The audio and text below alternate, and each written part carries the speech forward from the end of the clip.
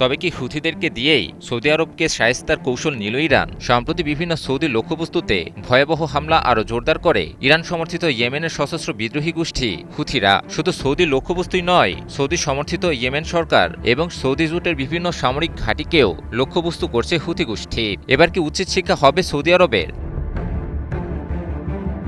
আন্তর্জাতিক সম্পর্ক ও ভূরাজনীতির বিশ্লেষকদের মধ্যে একটি ধারণা বা কথা বেশ প্রচলিত আছে, আর সেটি হল মধ্যপ্রাচ্যের ভূরাজনীতি হল বৈশ্বিক রাজনীতির এমন এক দর্পণ যা বুঝলে বিশ্বের সামগ্রিক ভূরাজনীতি বোঝা সহজ হয়ে যায়। বিশ্লেষকদের মতে মধ্যপ্রাচ্য কোনো বিচ্ছিন্ন অঞ্চল নয়, বরং এটি বৈশ্বিক ক্ষমতার ভারসাম্যের প্রধান কেন্দ্রবিন্দু।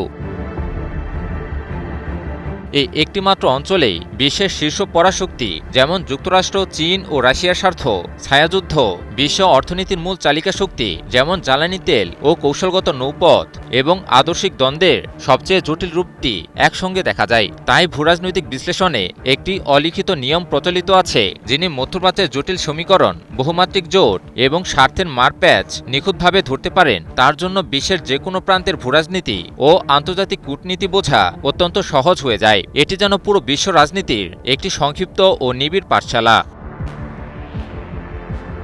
সৌদি ইরান দ্বন্দ্বের মূল কারণ মূলত মধ্যপ্রাচ্যে আঞ্চলিক আধিপত্য বিস্তার, রাজনৈতিক আদর্শের সংঘাত এবং নিরাপত্তা নিয়ে পারস্পরিক অবিশ্বাস। ১৯৭৯ সালের ইরানি বিপ্লবের পর থেকে তেহরানের রাজতন্ত্র বিরোধী নীতি সৌদির রাজপরিবারের জন্য বড় হুমকি হয়ে দাঁড়ায়।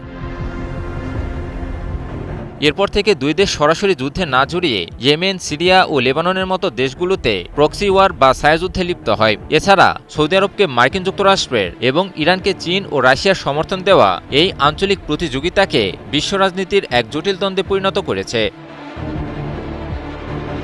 সাম্প্রতিক ইরান যুক্তরাষ্ট্র যুদ্ধেও যুক্তরাষ্ট্রকে সৌদি আরবের প্রকাশ্য সমর্থন স্বচক্ষে দেখেছে পুরো বিশ্ব।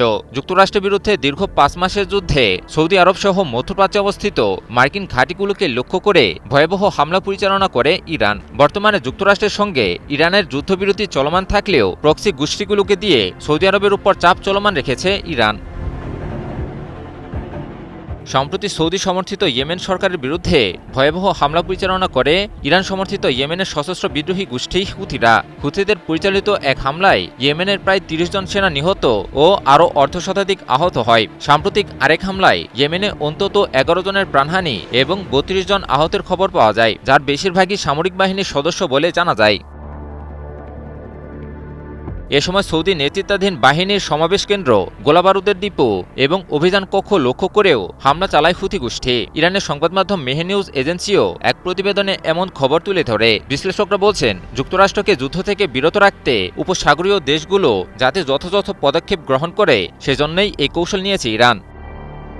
ইমন আলী, নিউজ 24।